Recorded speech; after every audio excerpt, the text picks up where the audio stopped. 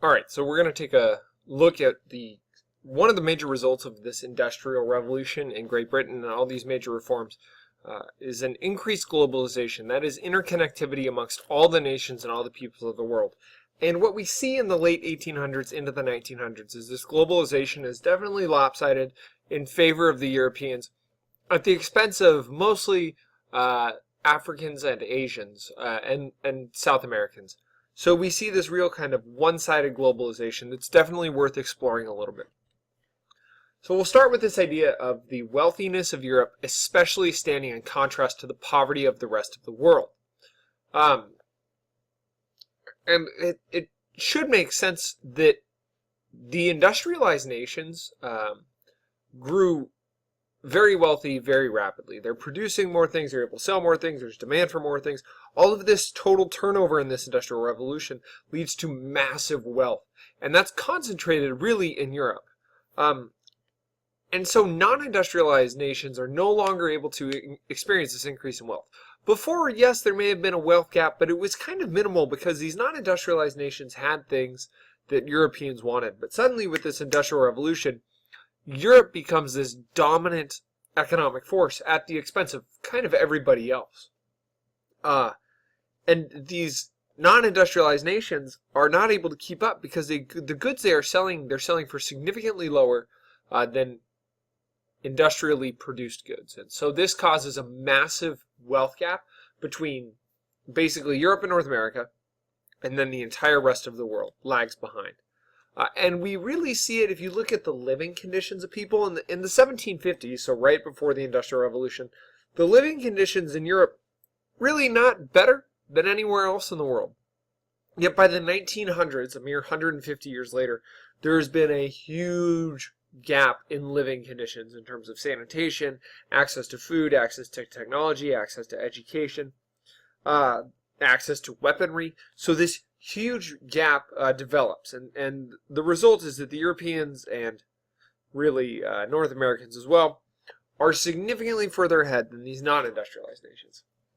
And there's kind of two ways that historians have looked at this gap in standard of living. And the first is that the West used these science, technology, their organizational skills, and the way they looked at the world thanks to the scientific revolution and the Enlightenment to prosper. Really that it was through their own kind of volition and good work that they're achieving this prosperity. Very Eurocentric model.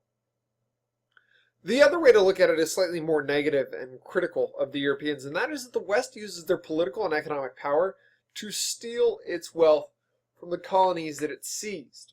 And that is how they continue to grow prosperous. That if they were required to simply trade, rather than seizing control, this imbalance would not have been so great. And that's kind of a debate between historians and one that you can decide on your own. As I explained before, this globalization leads to growth of the entire world's economy and this interconnectedness of these nations. What you see is that the value of world trade rapidly increases through the 1800s and early 1900s. And one of the figures cited in your book is that it increases 25 times. I mean, the amount of goods that are being shipped everywhere increases dramatically, and they're produced goods, not raw goods. And so demand for them goes up. We see the rise of consumerism, and this is kind of leads to then more demand for more goods. It's kind of a cyclical loop where people demand things, they produce things, they sell them, then people demand more, they produce more, they sell them, make more money, profit, profit, profit. One of the benefits to this is that the economy becomes more and more global and interdependent. And this is good in that it kind of limits the downfalls that each individual nations can experience, but it also can lead to some really drastically bad things if there's a total global collapse, as we see in 1873, and then again post-World War I and the Great Depression. It's not just one country's economy that tanks, it's the entire world. So there's kind of this offshoot, right? Like there's this trade-off where before, if one country's economy went bad, it didn't affect anybody else. But now that more goods are being traded everywhere, if one economy goes bad, everyone goes bad. So that's what we've got going on. This economic growth is also really helped by railroads and steamships. It cuts time significantly. Now, instead of catching the wind across the Atlantic Ocean, you can use power, which means even if the wind is against you, you can keep chugging right along. Likewise, you're not as reliant upon horses, donkeys, mules, oxen, whatever else it is to cart your goods. You lay down that railroad and you watch that train move along, and this cuts time and cost. One of the other things is that these non-industrialized areas, Asia, Africa, and Latin America, begin to send more raw materials to industrialized areas, and this causes the industrialized nations, Europe, to keep demanding more and to push for more, and they do so by colonizing. And so we'll look at that later. You also see in these late 1800s the building of the Suez and Panama canals, which drastically reduced shipping time by as much as a few months, I believe. So you have these major changes that allow for goods to be transported between Europe and India at a much more rapid pace, and Europe and the rest of Asia at a much more rapid pace. So this interconnectivity is growing and growing and growing. There also is the laying of telegraph cables across oceans, so suddenly communication is basically instantaneous. And so this is now connecting the world in ways that had never been experienced before. Instead of sending a letter across the ocean, waiting for a ship using wind power to get there and then bringing it back, you are now able to send a telegraph immediately and get immediate feedback. It increases the feedback loop. Europeans also find new things to do with their money, including invest it to stimulate more growth and make more money. Now, most of these investments are within Europe, in kind of industrializing European countries, but sometimes they invest outside of Europe. It just kind of depends. One of the examples that we'll look at, and we'll look at two different ways that Europeans force open these outside trade networks. The first is through military force, and we'll look at China for this example. So the way they do it in China is that it kind of goes like this. Europe wants access to China. There's a lot of people living there. It's an open market, lots of resources, good place to be. But the Chinese government is not interested in this trade. They have very strict limitations on trade with Europe, partly because China has a very sufficient economy. They're self-sufficient. They're producing all they need. They're making lots of money, very wealthy. They're also fearful of outside influence. Got all of these things going on. And so some of the rules that China sets up is that all foreign merchants have to live in one city, and that's Canton. And they can only do business with pre-approved merchants. So it really restricts what Europeans can sell, how much they can sell it for, and who they can sell it to. And so there's this kind of frustration growing amongst the Europeans because they have all these goods that they're trying to sell, and they're unable to do so. So one of the other things is that opium is considered illegal in China because it's a very highly addictive drug.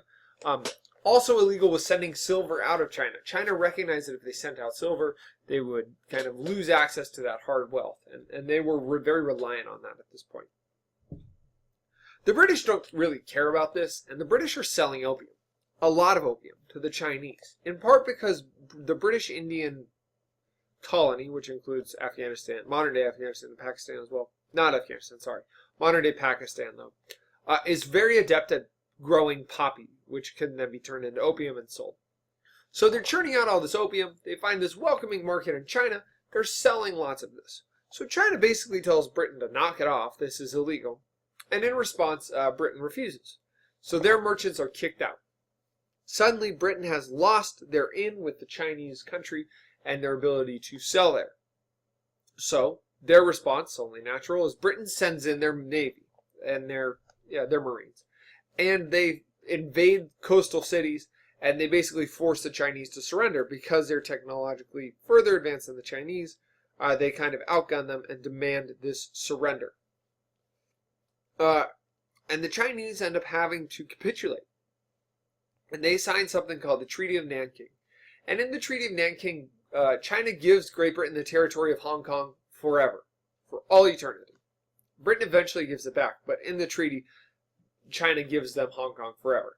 They pay Britain $100 million, and the British get access to 4 cities instead of just Canton.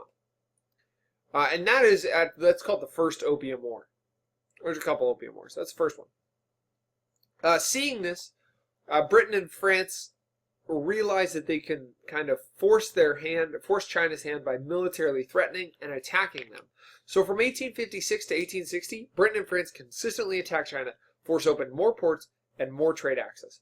This is, as historians would have argued, the way that the West kind of dominates and overpowers and takes advantage of non-Western, non-industrialized countries. Another way they do that is a little more, I'll call it economic control. And we see this in Egypt, although there are elements certainly of political and military forcing here. So Egypt is kind of part of the Ottoman Empire, but the Ottoman Empire is crumbling at this point. It's very weak. They're a semi-autonomous region led by a guy named Muhammad Ali, who's very independent, very strong, very forward-thinking and progressive. He encourages lots of modernization and, in fact, encourages Europeans to move there in order to bring their ideas, their money, their technology, and spur along this industrialization. And so this is going well for him and for the wealthy in Egypt. He also encourages commercial agriculture, growing of cash crops, because before this, most Egyptian farmers grew basically enough food to survive. And Muhammad Ali says, look, we can establish these massive, I'll call them plantations, where we can commercially grow cotton, Egyptian cotton, very successfully and make lots of money doing so. And this is great for the wealthy people who own all this land. This is terrible for the peasants because they're working for almost no wages and they're not producing food in order to survive. So there's a cost to this industrialization and advancement. Muhammad Ali also encourages this idea of building the Suez Canal, and in order to do so, he and his son encourage European capital. And so a French company actually builds the Suez Canal. And the Egyptians owe them money, and they keep trying to pay and keep trying to pay it. But eventually they're in such deep debt that they're unable to pay this the debt that they owe. So what they do is basically, in a kind of this manipulative way, they sell their debt to Great Britain. So now Great Britain controls their debt and controls them. Great Britain is basically able to take control of the Suez Canal and all of Egypt, because Great Britain and France say, look, you guys can't be stable enough to support the Suez Canal. It's a really vital link in our trade route. So we're going to need to make sure that we prop you up and funnel money to the people we want to funnel money to in order to ensure stability so we can continue this trading. Egyptians don't like this because they're seeing the West not only massively influencing, but really running a puppet government.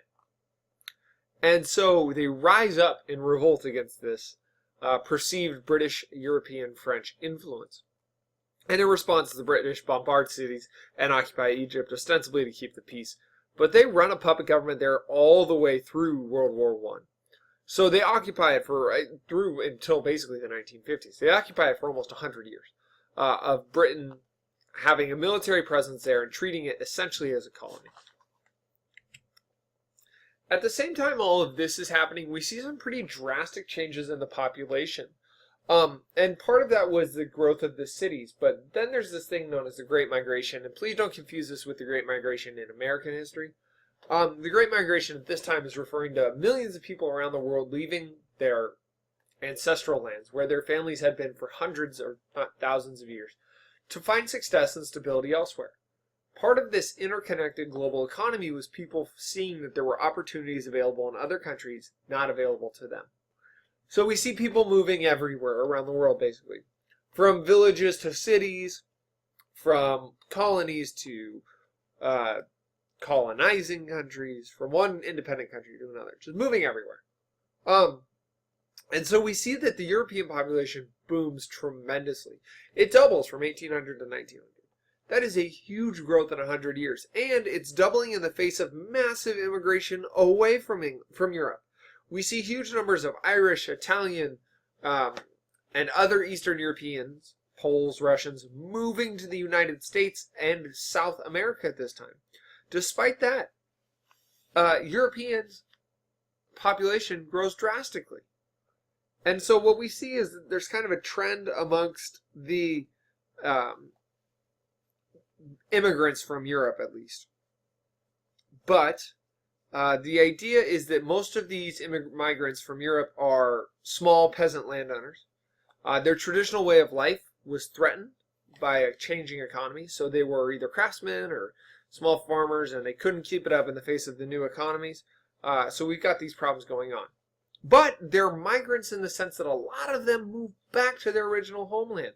They go try to get successful and earn some wealth somewhere, and then they come back home to buy a piece of property, retire, or invest themselves in a new enterprise. So it's a different way of looking at migrants than we would look at it today. Around the same times, we have a huge outpouring of Asians looking for new opportunities in the Americas and in Europe. And many of them, unfortunately, are traded, I'll say, as indentured servants in terrible conditions, put to forced labor, and just basically being condemned to a terrible time. And so, because of this huge outgrowth, you see a number of Western countries begin to sign discriminatory laws keeping Asians out. And that will set a trend for kind of the future. But that's what we're looking at for now in terms of this increased globalization as a result of the Industrial Revolution.